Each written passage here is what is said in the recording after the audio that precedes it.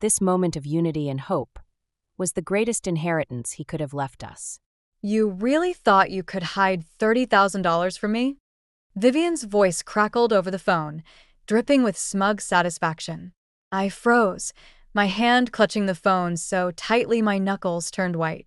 The bustling airport terminal faded into background noise as my mother-in-law's words sank in. What are you talking about, Vivian?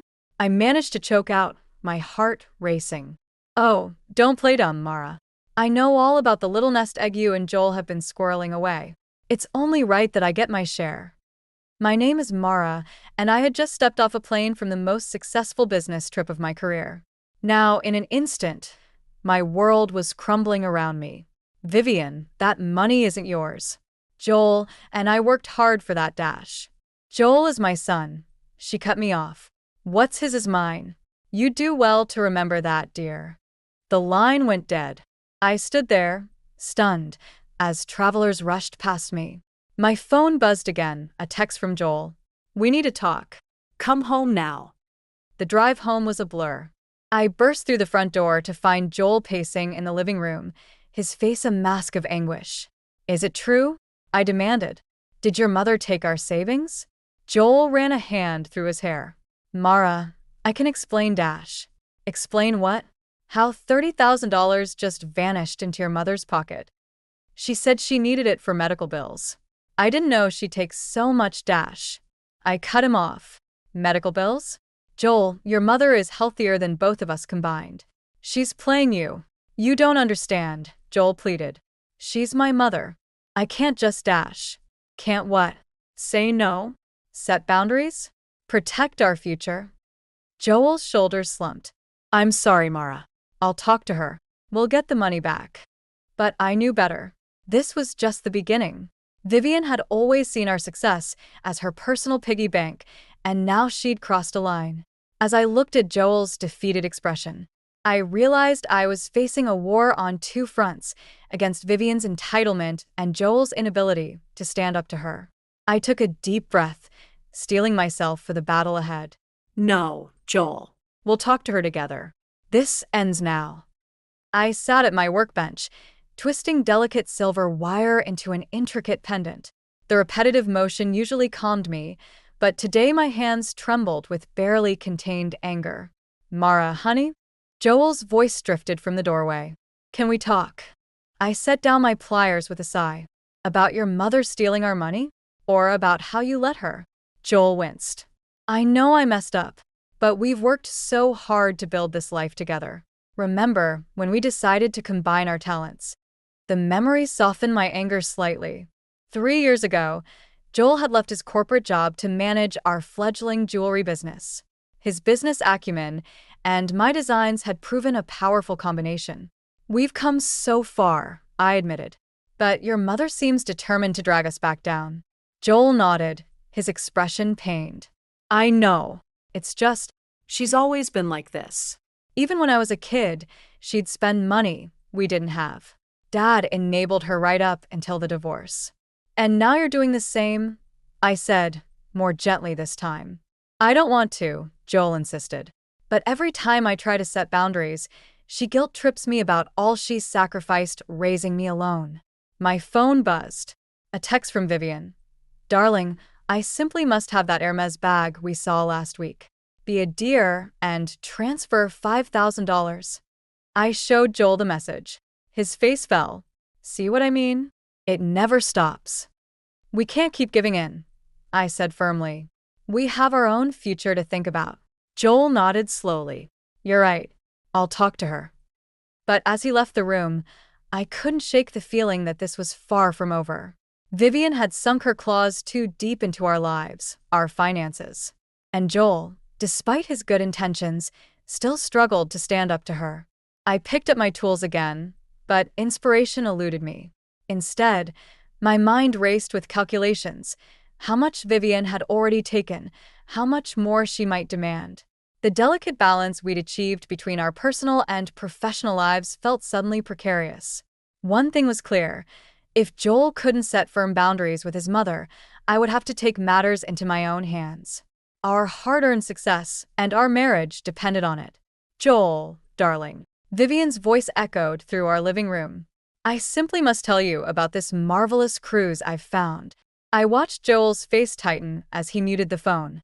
Mom, now's not a good time, Dash. Nonsense. It's perfect timing. The ship leaves in 3 weeks, and I'll need you to transfer the money right away. I couldn't hold back anymore. Vivian, we've already discussed this. We can't keep funding your extravagant Dash. Oh, hello, Mara. Vivian's tone cooled instantly. I'm talking to my son about family matters. Perhaps you could give us some privacy? Joel's eyes met mine, pleading. I nodded tightly and left the room, but stayed within earshot. Mom, Mara and I can't afford to send you on a luxury cruise right now, Joel said, his voice strained. Can't afford? Don't be ridiculous. I know how well your little business is doing. Our business, Joel corrected. And yes, we're doing well, but we have expenses, investments, Dash. More important than your mother's happiness? Vivian's voice quavered dramatically. I could practically see Joel crumbling. No, of course not. But maybe we could find a compromise. 10 minutes later, Joel emerged from the living room, looking defeated. I gave her a credit card, he admitted. But I put a strict limit on it. How strict? I asked, already dreading the answer. $5,000. I felt the blood drain from my face. Joel, that's Dash. I know, he said quickly. But it's better than the $15,000 she wanted for the cruise, right? And this way, we can control her spending. I wanted to argue, but the hopeful look on Joel's face stopped me. He truly believed this would solve our problems. Over the next 2 weeks, we watched in horror as Vivian's charges piled up. Designer clothes, spa treatments, lavish dinners. She was determined to live like royalty on our dime. We have to cancel the card, I insisted one evening, staring at the latest statement. Joel nodded, his expression grim. You're right. I'll call her tomorrow. But before he could, Vivian showed up at our door, beaming. Surprise. I've come to thank you personally for my wonderful shopping spree. As she swept past us into the house, I caught a glimpse of several shopping bags from high-end boutiques. The pit in my stomach grew. Joel's attempt to set boundaries had backfired spectacularly. And as I watched Vivian make herself at home in our living room, I realized this was far from over. The battle lines were drawn, and I was ready to fight for our financial future, with or without Joel's full support. The email from Alessandro, our Italian distributor, glowed on my laptop screen.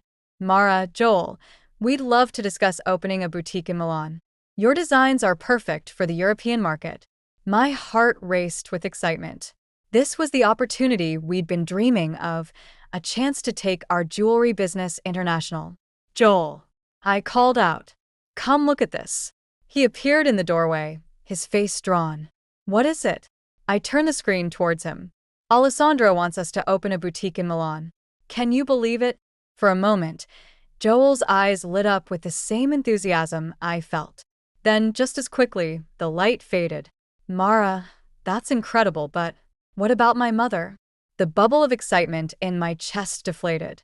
What about her? Joel sighed, running a hand through his hair. We can't just leave her here. She depends on us. She depends on our money, I corrected, trying to keep the bitterness out of my voice. This could be huge for us, Joel. We can't let Vivian hold us back. I know, he said, pacing the room. But she's my mother. I can't just abandon her. I took a deep breath, forcing myself to stay calm. We wouldn't be abandoning her. We'd still support her from abroad. But this is our chance to grow, to build something amazing. Joel nodded slowly, but I could see the conflict in his eyes. Let me think about it, okay? We need to consider all the angles. As he left the room, I felt a mix of frustration and determination. I knew this opportunity was too good to pass up, but I also knew convincing Joel wouldn't be easy. I picked up my phone and dialed Eli's number. If anyone could help me strategize, it was my best friend. Eli? I need your advice, I said when he answered. We've got a chance to expand to Europe, but Joel's worried about leaving Vivian. Eli listened as I explained the situation. Mara, he said finally, you need to make Joel see that this move could be good for everyone, even Vivian. Maybe some distance would help her become more independent. I nodded, even though Eli couldn't see me. You're right. I just need to find a way to make Joel understand that. As I hung up, I heard Vivian's voice floating up from downstairs. She was here again, probably with another financial demand. I steeled myself, knowing that the conversation ahead with Joel would be crucial. Our future, and the future of our business, depended on it. The moment Vivian burst into our living room, I knew our plans for Milan were in jeopardy. Her eyes gleamed with a mix of excitement and entitlement that made my stomach churn. "Joel, darling," she exclaimed, ignoring my presence entirely. "I've just heard the most wonderful news from Mrs. Hawthorne. You're opening a boutique in Milan." Joel shot me a panicked look. "Mom, we're just considering it. Nothing's decided yet." "Oh, nonsense." Vivian waved her hand dismissively. "It's perfect timing. I've always wanted to live in Italy." The room fell silent. I could practically hear the gears turning in Joel's head as he struggled to find a response. "Live in Italy?" I finally managed to choke out. "Vivian, we're not Dash." "Of course, you'll need me there," she continued, oblivious to our discomfort. "To help set up the new home, to entertain clients." "Oh, it'll be just like old times, Joel." I watched as Joel's resolve crumbled under his mother's enthusiasm. "Mom, I don't think Dash." "Now, don't you worry about a thing." Vivian patted his cheek. "I'll start packing right away.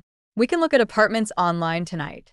As she swept out of the room, promising to return for dinner, I turned to Joel. "You can't seriously be considering this." He sighed, shoulders slumping. "Of course not. But you know how she gets. Maybe if we compromise." Compromise? I felt my temper rising. "Joel, this move is about our future, our business. We can't let your mother hijack it." I know. He ran a hand through his hair. What if we offer to pay for a short trip for her instead? A month in Italy, all expenses paid. It might satisfy her without committing to anything long-term." I wanted to argue, to point out that giving in to Vivian's demands had never worked before. But the pleading look in Joel's eyes stopped me. "Fine," I said finally. "But this is it, Joel. No more after this." He nodded, relief washing over his face. "I'll talk to her tonight. Make her understand this is a one-time thing." As Joel left to call his mother, I sank onto the couch, a sense of dread settling over me. I knew Vivian wouldn't be satisfied with a short trip. This was just the beginning of her attempts to insert herself into our new life. I pulled out my phone, texting Eli. "Emergency drinks tonight. Vivian drama again." His response was immediate. "On my way. Bringing reinforcements, wine." I smiled weakly. At least I had one ally in this mess. As I heard Joel's voice rise from the other room, clearly struggling to reason with Vivian, I steeled myself for the battle ahead. Our dream of Milan, and the future of our marriage, depended on standing firm against Vivian's manipulations. The sound of Vivian's laughter echoed through our house as Joel and I stood frozen in the entryway. She twirled, showing off a designer dress that probably cost more than our monthly mortgage. "Oh, darlings," Vivian exclaimed, noticing us. "Isn't it fabulous?" I simply had to have it for my return. Joel's face paled. "Mom, what are you talking about? You were supposed to be settling your debts with that money." Vivian waved her hand dismissively. "Oh, those old things? I decided I deserved a treat after all the stress you two have put me through with this Milan business." I felt my blood boil. "Vivian, that was $30,000. How could you Dash?" "Now, Mara," she cut me off, her tone condescending. "You wouldn't understand. When you reach my age, you'll realize the importance of living in the moment." Joel stepped forward, his voice shaking. "Mom, we gave you that money to pay off your creditors. They've been calling us nonstop." "Oh, pish-posh," Vivian laughed. "They can wait. You two are doing so well, surely you can cover it." I watched as something in Joel snapped. "No, Mom." "We can't. And we won't." Vivian's smile faltered. "What do you mean?" "He means," I interjected, finding my voice, "that we're done enabling your reckless spending. That money was meant to clear your debts, so we could start fresh in Milan. Without you." The room fell silent. Vivian's face contorted from shock to anger. Without me? Joel, you can't possibly agree with this. Joel took a deep breath. I do, Mom. Mara's right. We can't keep doing this. You've taken advantage of us for the last time. Vivian's eyes narrowed. I see. So this is how you repay me for all I've sacrificed? By abandoning me? We're not abandoning you, I said firmly. We're setting boundaries. Boundaries that should have been set long ago.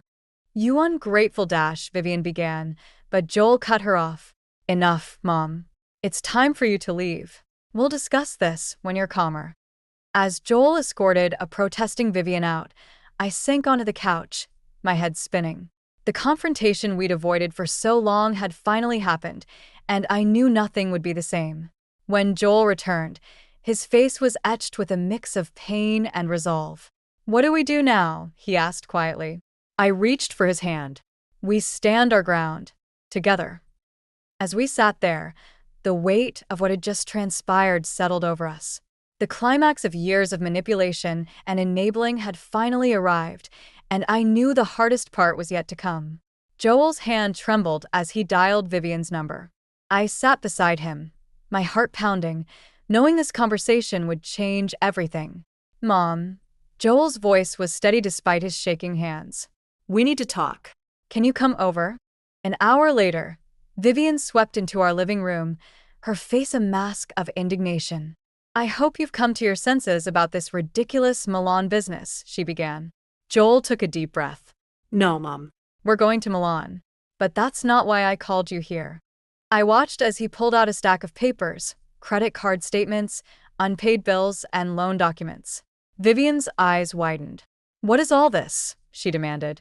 This, Joel said, his voice gaining strength, is the mess you've created. The debts you've racked up in our name. The money you've stolen from us.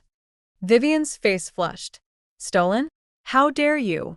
I'm your mother. Yes, you are, Joel continued unflinching. And for years, I've let that fact blind me to your manipulation. But it stops now. He laid out each document, explaining the extent of Vivian's financial abuse. I saw the moment realization dawned on her face, quickly replaced by panic.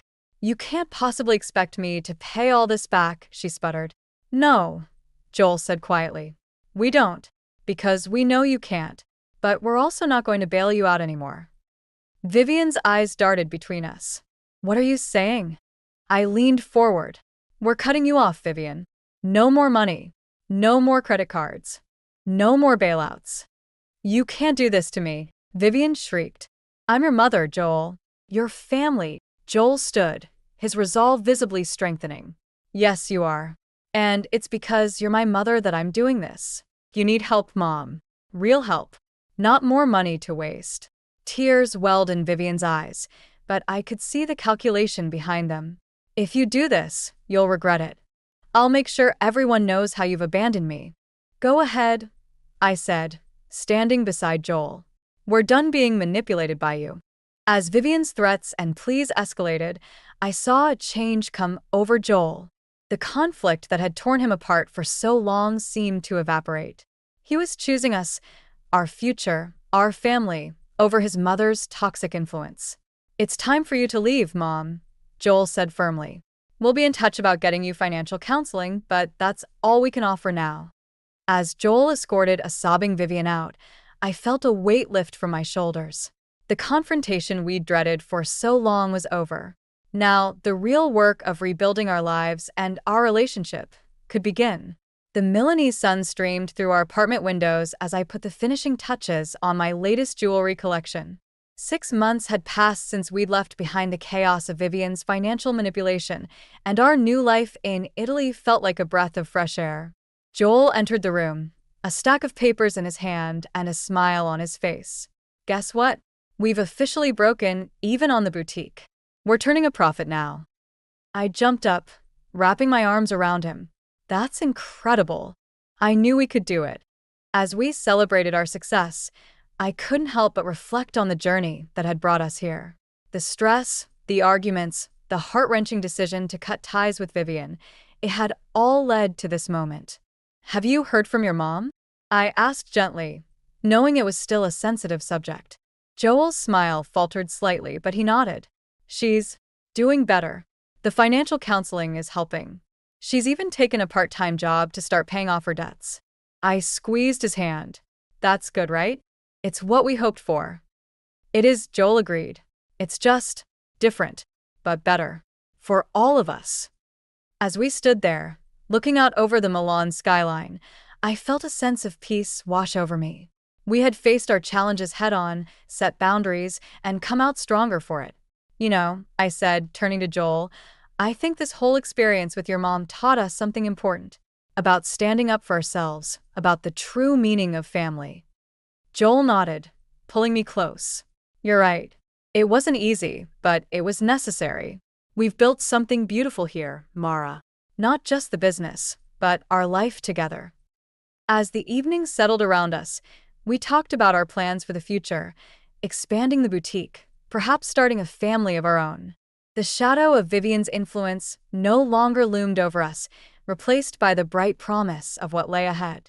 Later that night, as I lay in bed, I thought about how far we'd come. The pain of confronting Vivian, the difficult decisions we'd made, it had all been worth it. We had reclaimed our lives, our finances, and our relationship. And as for Vivian, she was learning to stand on her own 2 feet, facing the consequences of her actions. It wasn't the ending I'd imagined when this all began, but it was the right one. A chance for everyone to grow, to heal, to start anew. As I drifted off to sleep, I felt truly at peace for the first time in years. We had weathered the storm and come out stronger. Whatever challenges the future held, I knew Joel and I would face them together, on our own terms. This was our new beginning, and it was beautiful.